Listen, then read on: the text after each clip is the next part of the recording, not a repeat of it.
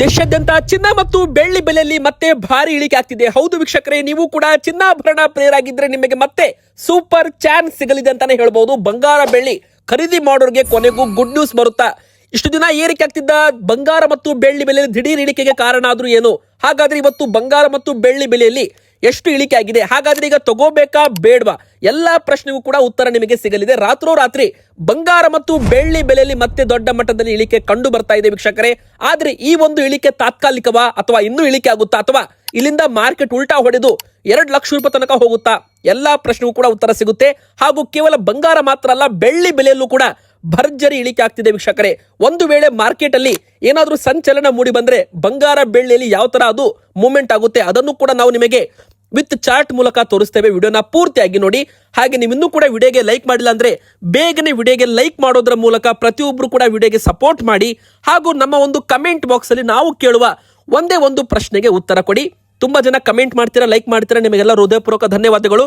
ಇವತ್ತಿನ ಪ್ರಶ್ನೆ ಏನಪ್ಪಾ ಅಂದ್ರೆ, ನಿಮ್ಮ ಪ್ರಕಾರ 10 ಗ್ರಾಮ್ ಚಿನ್ನದ ಬೆಲೆ ಎಷ್ಟಾಗಬೇಕು? ಬಡ ಜನರು ಕೂಡ ಸುಲಭವಾಗಿ ಖರೀದಿ ಮಾಡಿರ್ಬೇಕು. ಸೊ ಆ ನಿಮ್ಮ ಒಂದು ಉತ್ತರ ನಮಗೆ ಕಮೆಂಟ್ ಬಾಕ್ಸ್ ಅಲ್ಲಿ ದಯಮಾಡಿ ಕಮೆಂಟ್ ಅಲ್ಲಿ ತಿಳಿಸಿ ವೀಕ್ಷಕರೇ. ಹೌದು ವೀಕ್ಷಕರೇ, ಈಗಾಗಲೇ 3 ರಿಂದ 5 ತಿಂಗಳ ಸಾರ್ವಕಾಲಿಕ ಗರಿಷ್ಠ ಮಟ್ಟಕ್ಕೆ ಮುಟ್ಟಿದ್ದ ಬಂಗಾರದ ಬೆಲೆಯಲ್ಲಿ ಮತ್ತೆ ಈಗ ಒಂದು ಇಳಿಕೆ ಕಂಡು ಬಂದಿದೆ. ಜಾಗತಿಕ ಮಾರ್ಕೆಟ್ ಅಲ್ಲಿ ಮತ್ತೆ ಚಿನ್ನ ಬೆಳ್ಳಿ ಬೆಲೆಗಳು ಇಳಿಕೆ ಆಗೋದಕ್ಕೆ ಶುರುವಾಗಿವೆ. ಇದರ ಹಿಂದೆ ಇರೋ ಕಾರಣ ಏನಪ್ಪಾ ಅಂದ್ರೆ, ಪ್ರಮುಖವಾಗಿ ಪ್ರಾಫಿಟ್ ಬುಕಿಂಗ್. ಅಂದರೆ ಲಾಭದ ಆಸೆಗೆ ಜನರು ತಮ್ಮ ಮನೆಯಲ್ಲಿದ್ದ ಬಂಗಾರ ಮತ್ತು ಬೆಳ್ಳಿಯನ್ನ ಮಾರಾಟ ಮಾಡಲು ಮುಂದಾಗ್ತಿದ್ದಾರೆ. ಯಾವಾಗ ಮಾರಾಟ ಮಾಡೋರ ಸಂಖ್ಯೆ ಜಾಸ್ತಿ ಆಗುತ್ತೆ, ಬಂಗಾರ ಬೆಳ್ಳಿ ಇಳಿಕೆ ಆಗ್ಲೇಬೇಕು. ಇದು ಎಕನಾಮಿಕ್ಸ್ ಅಲ್ಲೂ ಕೂಡ ಹೇಳಲಾಗುತ್ತೆ. ಈಗಾಗಲೇ ನೋಡಬಹುದು, ಒಂದೇ ದಿನ ಮತ್ತೆ ಬೆಳ್ಳಿ 3,000 ರೂಪಾಯಿಯಷ್ಟು ಕುಸಿತ ಕಂಡಿದೆ ವೀಕ್ಷಕರೇ. ಕೇವಲ 5 ದಿನದಲ್ಲಿ 8,000 ರೂಪಾಯಿ ಬೆಳ್ಳಿ ಬೆಲೆಯಲ್ಲಿ ಇಳಿಕೆ ಆಗಿರುವಂತದ್ದು. 2,48,000 ರೂಪಾಯಿಂದ ಈಗ ಬೆಲೆ 2,42,000 2,43,000 ರೂಪಾಯಿ ಅಂತ ಟ್ರೇಡಿಂಗ್ ಆಗ್ತಿದೆ. ಸೊ ಇದು ನಾವು ತೋರಿಸ್ತಾ ಇರೋದು MCX ನ ಒಂದು ಮಲ್ಟಿ ಕಾಮೋಡಿಟಿ ಚಾರ್ಟ್ ಅಂತಾನೆ ಹೇಳ್ಬೋದು. ಈ ಒಂದು ಚಾರ್ಟ್ ಅಲ್ಲಿ ಬೆಲೆಗಳು ಏರಿಕೆ ಆದ್ರೆ ಗ್ರೀನ್ ಕಲರ್ ಅಲ್ಲಿ ತೋರಿಸುತ್ತೆ, ಇಳಿಕೆ ಆಯ್ತು ಅಂದ್ರೆ ರೆಡ್ ಕಲರ್ ಅಲ್ಲಿ ತೋರಿಸುತ್ತೆ. ಸೊ ಇಲ್ಲಿ ಮುಖ್ಯವಾಗಿ ಹೇಳ್ಬೇಕಂದ್ರೆ, ಈ ಒಂದು ಚಾರ್ಟ್ ನೋಡಿ, ಇದು ವಿಸ್ತಾರದ ಒಂದು ಚಾರ್ಟ್ ಅಂತ ಹೇಳ್ಬೋದು. ಈ ಒಂದು ಚಾರ್ಟ್ ಅಲ್ಲಿ ನಮಗೆ ಬೆಳ್ಳಿ ಬೆಲೆ ಎಲ್ಲಿ ತನಕ ಇಳಿಕೆ ಆಗ್ಬಹುದು, ಎಲ್ಲಿ ತನಕ ಏರಿಕೆ ಆಗ್ಬಹುದು ಎಂಬುವ ಒಂದು ಅಂದಾಜು ಮಾಹಿತಿ ಕೂಡ ಸಿಗುತ್ತೆ. ಸೊ ಇಲ್ಲಿ ಒಂದು ಟ್ರೆಂಡ್ ಲೈನ್ ಕೂಡ ಬಂದಿತ್ತು, ನೋಡಬಹುದು ನೀವು. ಟ್ರೆಂಡ್ ಲೈನ್ ನಾನು ಹಾಕ್ತಿದ್ದೀನಲ್ಲ. ಸೊ ಇಲ್ಲಿ ಬೆಲೆಗಳು ನೀವು ನೋಡಬಹುದು ವೀಕ್ಷಕರೇ, ಮೇ ತಿಂಗಳಲ್ಲಿ 3 ಲಕ್ಷ ರೂಪಾಯಿ, ಜೂನ್ ತಿಂಗಳಲ್ಲಿ 2,70,000 ರೂಪಾಯಿ, ಇನ್ನು ನಮ್ಮ ಒಂದು ಜುಲೈ ತಿಂಗಳಲ್ಲಿ 2,42,000 ರೂಪಾಯಿ, ಇನ್ನು ಆಗಸ್ಟ್ ತಿಂಗಳಲ್ಲಿ 2,10,000 ರೂಪಾಯಿ ತನಕ ಬಂದಿತ್ತು. ಅಂದ್ರೆ ಈ ಬಾರಿ ಬೆಲೆಗಳು 2 ಲಕ್ಷ ರೂಪಾಯಿ ಇಳಿಕೆ ಆಗುತ್ತೆ ಸೆಪ್ಟೆಂಬರ್ ವರೆಗೂ ಅಂತ ಅಂದಾಜು ಮಾಡಲಾಗಿತ್ತು. ಆದ್ರೆ ಈ ಒಂದು ಟ್ರೆಂಡ್ ಲೈನ್ ಬ್ರೇಕ್ ಆಗ್ತಿದ್ದಂತೆ ಮಾರ್ಕೆಟ್ ಇಲ್ಲಿಂದ ಉಲ್ಟಾ ಹೊಡೆದು ಮೇಲ್ ಹೋಗಿದ್ದು ಕೂಡ ನಾವಿಲ್ಲಿ ನೋಡಿದ್ದೇವೆ. ಅಂದ್ರೆ ಈ ಒಂದು ಜಾಗದಲ್ಲಿ ಬೈಯಿಂಗ್ ಪವರ್ ಜಾಸ್ತಿ ಬಂದಿದೆ.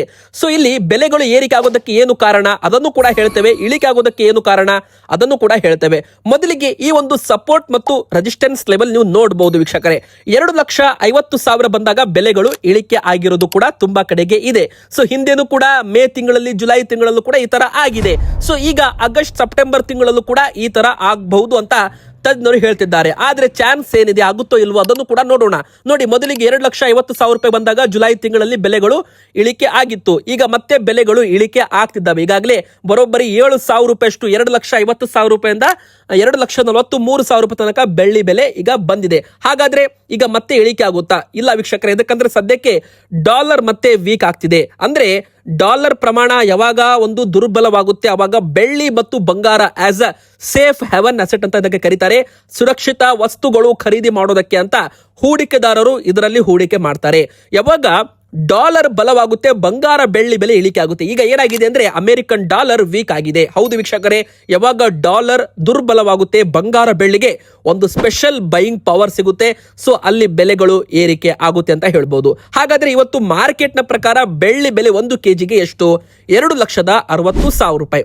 ಮತ್ತೆ ಇದ್ರ ಮೇಲೆ ಒಂದು 3% GST, ಅಂದ್ರೆ 3% GST ಎಕ್ಸ್ಟ್ರಾ ಇರುತ್ತೆ. ಅದು 7,800. ಟೋಟಲ್ ಬಂದು 2,67,800 ರೂಪಾಯಿ. ಇದು 1 kg ಬೆಳ್ಳಿ ಬೆಲೆ ಅಂತಾನು ಕೂಡ ಇಲ್ಲಿ ಹೇಳ್ಬಹುದು. ಹಾಗಾದ್ರೆ ಬಂಗಾರದ ಬೆಲೆ ಇವತ್ತು ಎಷ್ಟು ಇಳಿಕೆ ಆಗಿದೆ ನೋಡಿ. ಯಾವಾಗ ಬೆಳ್ಳಿ ಬೆಲೆ ಇಳಿಕೆ ಆಗಿದೆಯಲ್ಲ, ಅವಾಗ ಬಂಗಾರದ ಬೆಲೆ ಕೂಡ ಇಳಿಕೆ ಆಗಿರೋದು ಇದೆ. ಸೊ ಇವತ್ತು ಕೂಡ ಬಂಗಾರದ ಬೆಲೆಯಲ್ಲಿ ಇಳಿಕೆ ಆಗ್ತಿದೆ. ಕಳೆದ 2 ದಿನದಲ್ಲಿ ಬಂಗಾರ ಮತ್ತು ಬೆಳ್ಳಿ ಎಷ್ಟು ಇಳಿಕೆ ಆಗಿದೆ ಅದನ್ನು ಕೂಡ ನೋಡೋಣ. ಇನ್ನು 18 ಕ್ಯಾರೆಟ್, 22 ಕ್ಯಾರೆಟ್, 24 ಕ್ಯಾರೆಟ್ ಚಿನ್ನದ ಬೆಲೆ ಎಷ್ಟು ಅಂತಾನು ಕೂಡ ನೋಡೋಣ. ಇದು ತುಂಬಾ ಜನ ಮನೆಯಲ್ಲಿದ್ದ ಬಂಗಾರ ಕೂಡ ಮಾರಾಟ ಮಾಡ್ತಿರಬಹುದು. ಯಾಕಂದ್ರೆ ಒಂದು ಒಳ್ಳೆ ಬೆಲೆ ಬಂದಿದೆ ಅಂತ. ತುಂಬಾ ಜನ ಏನು ಹೋದ ವರ್ಷ 1 ಲಕ್ಷ ರೂಪಾಯಿ ಇದ್ದಾಗ, 2020ರಲ್ಲಿ 30-40 ಸಾವಿರ ಇದ್ದಾಗ ಯಾರೆಲ್ಲ ಬಂಗಾರ ಖರೀದಿ ಮಾಡಿದ್ರಲ್ಲ, 1,60,000 ರೂಪಾಯಿ ಬಂದಾಗ ತುಂಬಾ ಜನ ಮಾರಾಟ ಮಾಡಿ ಲಾಭ ಕೂಡ ಮಾಡಿರ್ತೀರಾ, ಮತ್ತೆ ಬೆಲೆ ಇಳಿಕೆ ಆದಾಗ ಮತ್ತೆ ಖರೀದಿ ಮಾಡ್ತೀರಾ. ಸೊ ಈ ತರ ತುಂಬಾ ಜನ ಲಾಭ ಕೂಡ ಮಾಡ್ತಿರುವಂತದ್ದು. ಆದ್ರೆ ಇವತ್ತು ವೀಕ್ಷಕರೇ ಬಂಗಾರದ ಮಾರ್ಕೆಟ್ ಅಲ್ಲಿ ಮತ್ತೆ ಒಂದು ಸಂಚಲನ ಕಂಡು ಬಂದಿದೆ. ಅಮೆರಿಕನ್ ಡಾಲರ್ ವೀಕ್ ಆಗಿದ್ರು ಕೂಡ ಬೆಲೆಗಳು ಇಳಿಕೆ ಆಗಿವೆ ವೀಕ್ಷಕರೇ. ಇದರ ಹಿಂದೆ ಇರೋ ಕಾರಣ ಏನಪ್ಪಾ ಅಂದ್ರೆ ಒಂದು ಸ್ಪೆಷಲ್ ಆಗಿ ಬಂದು ಪ್ರಾಫಿಟ್ ಬುಕಿಂಗ್ ಅಂತ ಹೇಳ್ಬೋದು. ಮತ್ತೆ ಮಾರಾಟ ಮಾಡೋರ ಸಂಖ್ಯೆ ಜಾಸ್ತಿ ಆಗಿದೆ, ಖರೀದಿ ಮಾಡೋರ ಸಂಖ್ಯೆ ಕಡಿಮೆ ಆಗಿದೆ. ಯಾವಾಗ ಬೆಲೆಗಳು ಏರಿಕೆ ಆಗುತ್ತೆ ತುಂಬಾ ಜನ ಖರೀದಿ ಮಾಡೋದಕ್ಕೆ ಹಿಂದೇಟು ಹಾಕ್ತಾರೆ. ಎದಕ್ಕಂದ್ರೆ ನಿನ್ನೆ 1,50,000 ರೂಪಾಯಿಗೆ ಸಿಗ್ತಾ ಇರೋದು ಇವತ್ತು 1,60,000 ಅಂದ್ರೆ ಯಾರಾದ್ರೂ ಇವತ್ತು ಖರೀದಿ ಮಾಡ್ತಾರೆ ಹೇಳಿ. ಸೊ ವೀಕ್ಷಕರೇ ತುಂಬಾ ಜನ ಈ ತರನು ಇರ್ತಾರೆ, ನಾಳೆ ಬೆಲೆ ಮತ್ತೆ 1,80,000 ಆಗ್ಬಿಡುತ್ತೆ ಅಂತ ಇವತ್ತೇ ಖರೀದಿ ಮಾಡೋರು ಕೂಡ ಇರ್ತಾರೆ. ಮಾರ್ಕೆಟ್ ಅಲ್ಲಿ ಎರಡು ಟೈಪ್ ಜನ ಇರ್ತಾರೆ. ಆದ್ರೆ ಇಲ್ಲಿ ನೋಡಿ, ನಾವು ಮಾರ್ಕೆಟ್ ಅಂದ್ರೆ ಕೇವಲ ಇದು ಭಾರತದ ಮಾರ್ಕೆಟ್ ಮಾತ್ರ ಅಲ್ಲ, ಇದು ಅಮೆರಿಕನ್ ಮಾರ್ಕೆಟ್ ಆಗಿರ್ಬೋದು, ಜಪಾನ್ ಆಗಿರ್ಬೋದು, ರಷ್ಯಾ, ಚೀನಾ ಎಲ್ಲಾ ದೇಶದವರು ಕೂಡ ಬಂಗಾರದಲ್ಲಿ ಹಣವನ್ನ ಹೂಡಿಕೆ ಮಾಡ್ತಾರೆ. ಸೊ ಇದು ಒಂದು ಇಂಟರ್ ನ್ಯಾಷನಲ್ ಮಾರ್ಕೆಟ್ ಆಗಿದೆ. ಸೊ ನೋಡಿ, 1,64,500 ರೂಪಾಯಿಂದ ಈಗ ಬೆಲೆ 1,62,000 ರೂಪಾಯಿ ಅಂತ ಬಂದಿದೆ. ಅಂದ್ರೆ ನೀವು ಲೆಕ್ಕ ಮಾಡಿ 2,000 - 3,000 ರೂಪಾಯಿಷ್ಟು ಬೆಲೆಯಲ್ಲಿ ಇಳಿಕೆ ಕಂಡು ಬರ್ತಾ ಇದೆ. ಸೊ ಇದರ ಒಂದು ಅನಲೈಸಿಸ್ ಕೂಡ ನಾವು ನಿಮಗೆ ಬಂಗಾರದ ಚಾರ್ಟ್ ಅಲ್ಲಿ ತೋರಿಸ್ತೇವೆ. ವಿಡಿಯೋನ ದಯಮಾಡಿ ಪೂರ್ತಿಯಾಗಿ ನೋಡಿ. 1,40,000 ರೂಪಾಯಿದು ಒಂದು ಸಪೋರ್ಟ್ ಲೆವೆಲ್ ಇದೆ, ಹಾಗೂ ಮೇಲ್ಗಡೆ ಇದು ಒಂದು ಗರಿಷ್ಠ ಮಟ್ಟದ 1,60,000 ರೂಪಾಯಿ ಅಂತ ನಾವು ಮಾರ್ಕ್ ಮಾಡ್ತಿದ್ದೇವೆ. ನಂತರ 1,50,000, ಜುಲೈ ತಿಂಗಳಲ್ಲಿ 1,47,000, ಮತ್ತೆ ಆಗಸ್ಟ್ ತಿಂಗಳಲ್ಲಿ ಅಂದ್ರೆ 3ನೇ ತಾರೀಕಿಗೆ 1,42,000 ರೂಪಾಯಿ ಇತ್ತು. ನೋಡಿ, ಆಗಸ್ಟ್ ತಿಂಗಳಲ್ಲಿ ಒಂದು ರ್ಯಾಲಿ ಬಂದಿದೆ, ಮಾರ್ಕೆಟ್ ಅಲ್ಲಿ ಒಂದು ರ್ಯಾಲಿ ಬಂದಿದೆ ಅಂತ ಹೇಳ್ಬೋದು. ಇದಕ್ಕೆ ಒಂದು ಸಪೋರ್ಟ್ ಕೂಡ ಇದೆ, ಒಂದು ರೆಸಿಸ್ಟೆನ್ಸ್ ಕೂಡ ಇದೆ. ಸೊ ಎಲ್ಲಾ ಕೂಡ ಬ್ರೇಕ್ ಮಾಡಿ ಬಂಗಾರ ಒಂದು ದಾಖಲೆ ಕೂಡ ಬರೆದಿದೆ. ಸೊ ಇಲ್ಲಿ ಇಳಿಯುವಾಗ ಬಂಗಾರ ಹಂತ ಹಂತವಾಗಿ ಇಳಿದಿದೆ, ಆದ್ರೆ ಏರುವಾಗ ತುಂಬಾ ಸ್ಪೀಡ್ ಆಗಿ ಮೇಲ್ ಹೋಗಿದೆ. ಹಾಗಾದ್ರೆ ಇಲ್ಲಿ ಬೈಯಿಂಗ್ ಪವರ್ ಜಾಸ್ತಿ ಇದೆಯಾ ಅಥವಾ ಸೆಲ್ಲಿಂಗ್ ಪವರ್ ಜಾಸ್ತಿ ಇದೆಯಾ? ವೀಕ್ಷಕರೇ, ಸದ್ಯಕ್ಕೆ ಬೈಯಿಂಗ್ ಪವರ್ ಜಾಸ್ತಿ ಇದೆ. ಅಂದ್ರೆ ಮಾರ್ಕೆಟ್ ಇನ್ನೂ ಸ್ವಲ್ಪ ಮೇಲ್ ಹೋಗಬಹುದು. ಆದ್ರೆ ಒಮ್ಮೆ ಬಾರಿ ಮಾರ್ಕೆಟ್ ಮೇಲ್ ಹೋಯ್ತು ಅಂದ್ರೆ, ಬೆಲೆಗಳು ಏರಿಕೆ ಆಯಿತು ಅಂದ್ರೆ ಯಾವತ್ತೂ ಕೂಡ ಏರಿಕೆ ಆಗಲ್ಲ, ಒಂದು ಸಣ್ಣ ಕರೆಕ್ಷನ್ ಅಥವಾ ಒಂದು ಇಳಿಕೆ ಕಂಡು ಬಂದೇ ಬರುತ್ತೆ. ಅದು ಈಗ ನಡೀತಾ ಇದೆ. ನೀವು ಸ್ಕ್ರೀನ್ ಮೇಲೆ ನೋಡಬಹುದು, ಮಾರ್ಕೆಟ್ 1,40,000 ರೂಪಾಯಿಂದ 1,65,000 ರೂಪಾಯಿ ತನಕ ಹೋಗಿ ಈಗ ಮತ್ತೆ 1,62,000 ರೂಪಾಯಿ ಅಂತ ಟ್ರೇಡ್ ಆಗ್ತಿದೆ. ಅಂದ್ರೆ ಮತ್ತೆ ಬೆಲೆ ಏನಾದ್ರೂ ಇಳಿಕೆ ಆಗೋದಕ್ಕೆ ಪ್ರಾರಂಭವಾಯಿತು ಅಂದ್ರೆ ಈ ಬಾರಿ ಬೆಲೆಗಳು 1,40,000 ರೂಪಾಯಿದು ಏನು ಒಂದು ಸಪೋರ್ಟ್ ಲೆವೆಲ್ ಇದೆ ಅದು ಏನಾದ್ರೂ ಮುರಿದು ಬೆಲೆ ಕೆಳಗೆ ಬಂತು ಅಂದ್ರೆ 1,35,000 ರೂಪಾಯಿ ತನಕನೂ ಕೂಡ ಬಂಗಾರ ಬರುವ ಸಾಧ್ಯತೆ ಇದೆ MCX ಚಾರ್ಟ್ ಅಲ್ಲಿ. ಒಂದು ಕಡೆಗೆ ನರೇಂದ್ರ ಮೋದಿಜಿಯವರು 1 ವರ್ಷಗಳ ಕಾಲ ಚಿನ್ನ ತಗೋಬೇಡಿ ಅಂತ ಜನರಿಗೆ ಒಂದು ಮನವಿ ಕೂಡ ಮಾಡಿರುವುದು ನಿಮಗೆ ಗೊತ್ತಿದೆ. ಆದ್ರೆ ಮುಂದಿನ ವರ್ಷ ಬಂಗಾರದ ಬೆಲೆ 2 ಲಕ್ಷ ರೂಪಾಯಿ ಆಗಬಹುದಾ ಎಂಬ ಒಂದು ಮಾಹಿತಿ ಕೂಡ ಸಿಕ್ಕಿದೆ. ಹೌದು, JP Morgan ಎಂಬ ಒಂದು ಇನ್ವೆಸ್ಟ್ಮೆಂಟ್ ಬ್ಯಾಂಕಿಂಗ್ ಕಂಪನಿ ಮುಂದಿನ ವರ್ಷ 2027 ಹೊತ್ತಿಗೆ ಬಂಗಾರ 2 ಲಕ್ಷ ರೂಪಾಯಿ 10 ಗ್ರಾಮ್ಗೆ ಆಗಬಹುದು ಅಂತ ತನ್ನ ಭವಿಷ್ಯವಾಣಿ ನುಡಿದಿದೆ.